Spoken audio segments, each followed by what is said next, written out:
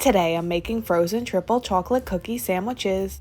First I'm going to make the cookies, so I'm going to add 1 box of triple chocolate fudge cake mix into a bowl. Next I'm going to add 1 egg and 1 stick of melted butter. Then I'm just going to mix that up until the cookie dough forms. Next I'm going to scoop out the cookies and put them on a lined baking sheet and bake them at 350 for 8 minutes. While the cookies are baking, I'm going to make the filling, so in my bowl I'm going to add 1 container of whipped topping. Next I'm going to add 1 box of instant chocolate pudding mix. Then I'm just going to mix that up until it's all combined.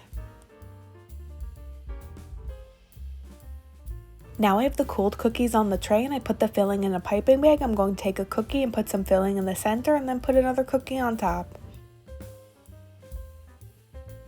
Then I'm just going to repeat the process with the rest of the cookies and then put them in the freezer for 6 hours.